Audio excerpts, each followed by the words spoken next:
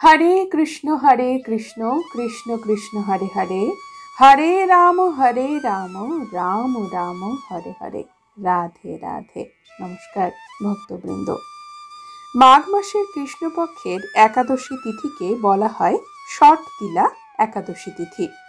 शोना जाय षट्तिला एकटी स्वतंत्र धर्मीय अनुष्ठान, जार जन्मतिथि इत्यादि अनुष्ठानेर अंगीभूत। এই অনুষ্ঠানের মূল আকর্ষণ হলো এই দিনে তিলের বহু রকম ব্যবহার করা হয়। ষটতিলা একাদশীতে আলাদাভাবে ষট শব্দের অর্থ হলো ছয়। এই ছয় বহু রকমের হতে পারে ছয় ঋতু, ছয় গুণ বা ছয় রিপু। আবার তিল কথার অর্থ যেমন খাদ্যদ্রব্য, ঠিক সেই রকমই তিল কথার অর্থ সময়বাচকও। অতি সূক্ষ্ম সময়কে তিল বলা হয়। ষট এবং তিল এই দুটি কথার অর্থ নিয়ে ষটতিলার বিশেষ অর্থ করে বলা যেতে পারে যে দেবী আমাদের ষড়গুণকে তিল তিল করে সত্যগুণে পরিণত করে ধর্ম, অর্থ, কাম, মোক্ষ এই চতুর্বর্গ লাভের পথে এগিয়ে দেন, তিনি হলেন শ্রী শ্রী ষটতিলা একাদশী দেবী। বন্ধুরা, আজকের পর্বে জানব বাংলার 1430, ইংরেজি 2024 ষটতিলা একাদশীর নিশি পালন ব্রত উপবাসের সময় পালনের সময়সূচি।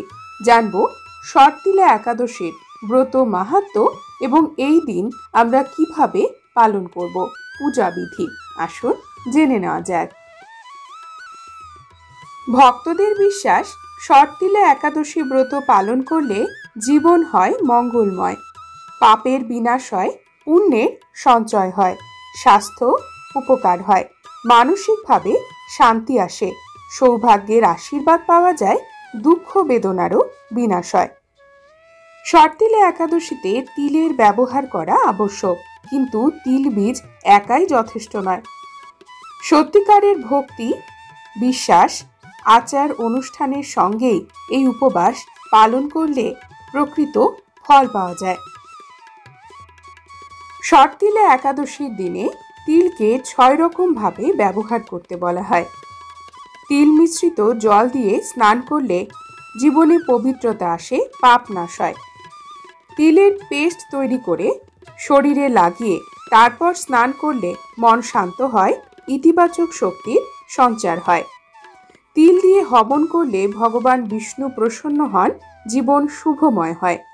পিতৃপুরুষদের উদ্দেশ্যে তিল দান করলে তাদের আশীর্বাদ পাওয়া যায়, সুখ শান্তি বজায় থাকে। তিলের বীজ দিয়ে তৈরি খাবার নিবেদন করলে বা সেবন করলে স্বাস্থ্য উপকারিতা পাওয়া যায়, মন খুশি থাকে।